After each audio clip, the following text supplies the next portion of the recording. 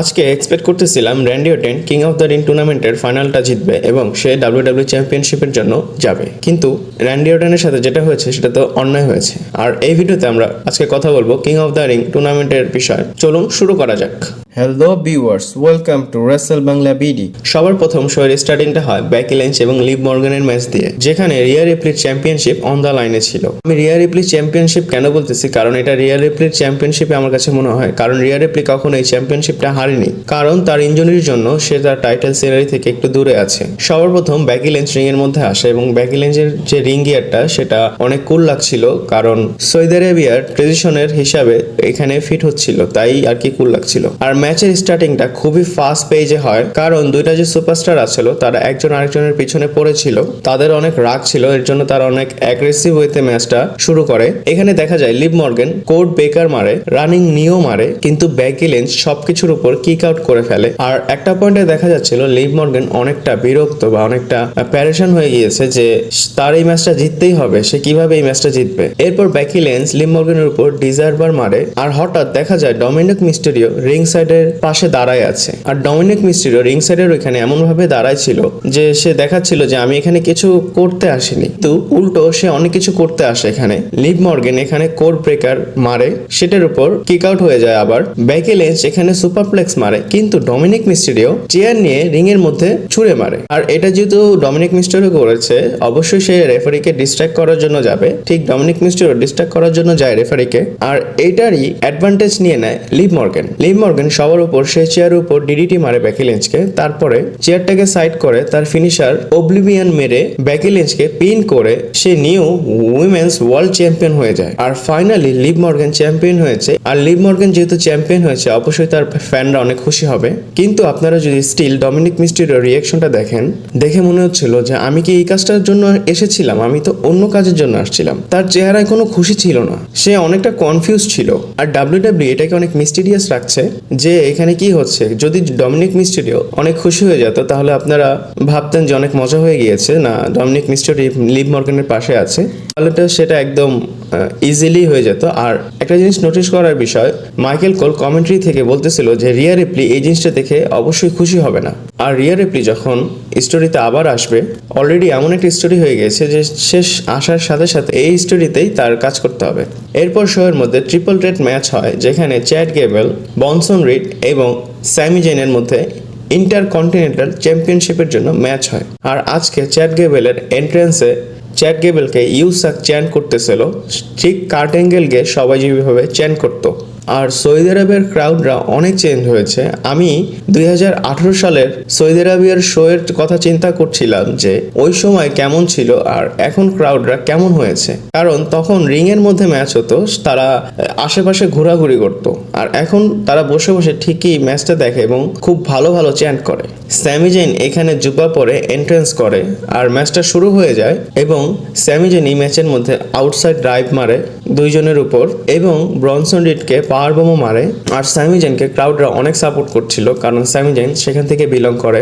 এরপরে চ্যাড গেবেল স্যামি জেনকে সুপারপ্লেক্স মারতে যায়, কিন্তু পিছন থেকে এসে ব্রনসন রিড পাওয়ার বোমের মতো দুইজনকে ফালায় দেয়। আর ট্রিপল থ্রেট ম্যাচের মধ্যে এটা একটা ট্রেডিশন, আপনারা হয়তো জানেন। ব্রনসন রিড মুনশট মারে, সেটা তো মিস হয়ে যায়, কিন্তু তারপরে ঠিক চ্যাড গেবেল এসে তার উপর মুনশট মারে এবং ব্রনসন রিডকে চ্যাড গেবেল প্রিন্ট করে, কিন্তু সেটাকে ব্রেক করে দেয় স্যামি জেন। এরপরে চ্যাড গেবেল স্যামি জেনকে অ্যাঙ্গেল লক মারে, তারপর ব্রনসন রিডকেও অ্যাঙ্গেল লকটা মারে এবং সেটাকে উল্টো ঘুরায় স্যামি জেনই চ্যাড গেবেলের উপর অ্যাঙ্গেল লক মারে। এবং এই ম্যাচে Sami Zayn blue thunderdome hit করে হচ্ছে ব্রনসন রিডকে। ব্রনসন রিড ডাবল স্ট্যাক সামন ড্রপও মারে, চ্যাড গেবেল পাশাপাশি দুইটা জার্মান সুপ্লেক্সও মারে। এই ম্যাচের সবচেয়ে ইন্টারেস্টিং পয়েন্ট, ওটিস চ্যাড গেবেলের সাথে আসে, তো সে তো কিছু না কিছু করবেই। চ্যাড গেবেল বলে যে এখন তোমার সুযোগ এসেছে, তুমি মারো। ওটিস ব্রনসন রিডকে মারে, কিন্তু যখন স্যামি জেনকে মারার বিষয় আসে তখন সে একটু দ্বিধাবোধ করছিল এবং রাগের মাথায় চ্যাড গেবেল বলে যে মারো একে।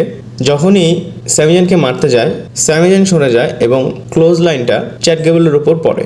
আর এটার সুযোগটা নিয়ে নেয় স্যামি জেন এবং সে রিংয়ের মধ্যে গিয়ে হালুয়া কিকটা মারে ব্রনসন রিডকে এবং সে তার টাইটেলটা রিটেন করে নেয়।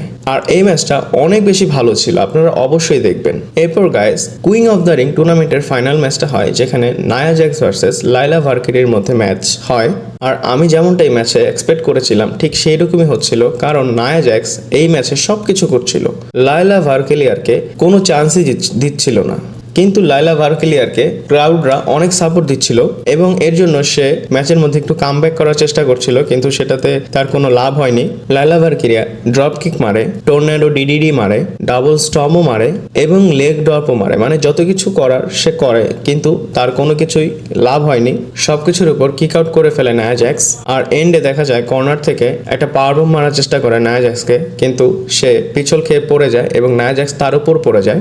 আর নায়া জ্যাক্সটা নায়ালেটার মেরে ম্যাচটা জিতে যায় এবং সে কুইং অফ দ্য রিং এর ফাইনালে জিতে কুইং হয়ে যায়। এরপরে ট্রিপল এইচ আসে, নায়া জ্যাক্সে তার তাজটা সেটা পরায় দেয়। সে যেহেতু জিতেছে সামার স্ল্যামে, সে একটা অপরচুনিটি পাবে চ্যাম্পিয়নশিপের জন্য। এরপরে guys, king of the ring এর ফাইনাল র্যান্ডি অর্টন ভার্সেস গুন্থারের মধ্যে ম্যাচ। র্যান্ডি অর্টন রিং এর মধ্যে আসে এবং ক্রাউডরা র্যান্ডি অর্টনের এন্ট্রেন্সটা গাচ্ছিল। আর এই ম্যাচটা শুরু হয়ে যায় এবং খুবই ফাস্ট পেজে শুরু হচ্ছিল। আর গুন্থার র্যান্ডি অর্টনকে চপ মারছিল। আর র্যান্ডি অর্টনকে কিভাবে গুন্থার এতগুলো চপ মারবে, র্যান্ডি অর্টন 3টা চপ মারার পর জবাব দেয়।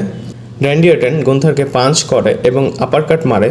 আর এই ম্যাচে র্যান্ডি অর্টন ওনার যে ব্যাক এবং নি সেটাকে সেল করছিল, মানে তার ব্যথা হচ্ছিল অনেক, কারণ সে যখন আর কেউ মারতে যায় তখন সেটা মিস হয়ে যায় এবং সে সেখানে ব্যথা পায়। আর আপনারা তো জানেন র্যান্ডি অর্টনের এটা আগে থেকেই ইনজুরি, সে এটাকে রিকভার করেই রিটার্ন করেছে। এরপরে গুন্থার ক্লোজ লাইন মারে, সেটার উপর কিক আউট করে ফেলে র্যান্ডি অর্টন। র্যান্ডি অর্টনও পাওয়ার স্ল্যাম মারে, স্পাইক ডিডিটি মারে এবং এই ম্যাচে তখনই র্যান্ডি অর্টনের কাছে একটা মোমেন্টাম চলে আসে, কিন্তু র্যান্ডি অর্টনকে চান্স দেয় না।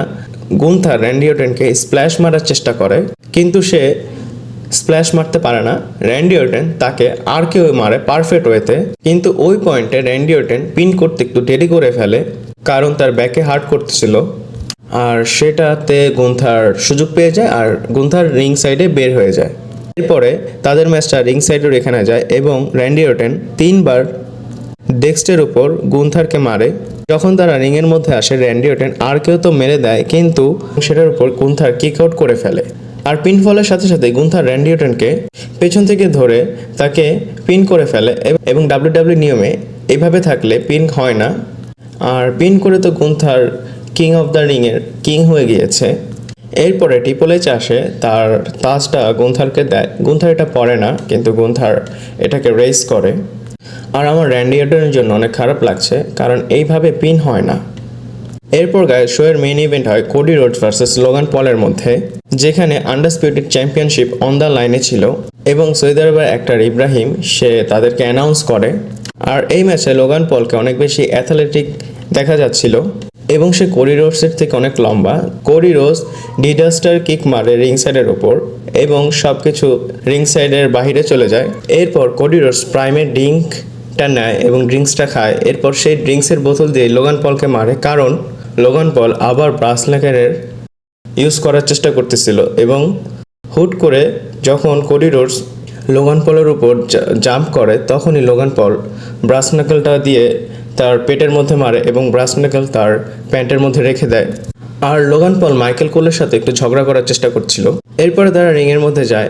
কোডি রোডস লোগান পলকে লেগ লক মারে, তারপরে কোডি রোডস কাটারটা মারে, সেটার উপর লোগান পল কিক আউট করে ফেলে এবং লোগান পল কোডি রোডসকে ক্রস রোডস মারে তার নিজের মুভটাই, সেটার উপর কোডি রোডস কিক আউট করে ফেলে।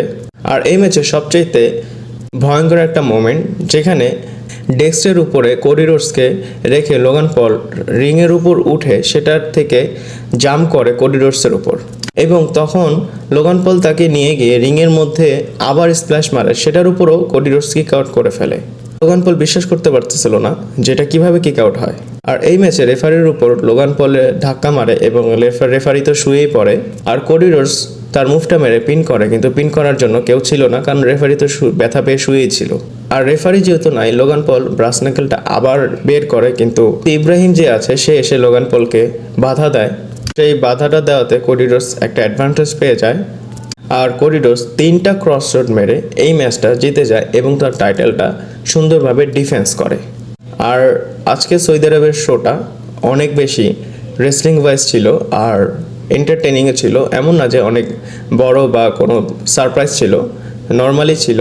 আর আমার ভিডিওটা ভালো লাগলে লাইক কমেন্ট শেয়ার করবেন। পরবর্তী ভিডিওতে আবার দেখা হচ্ছে।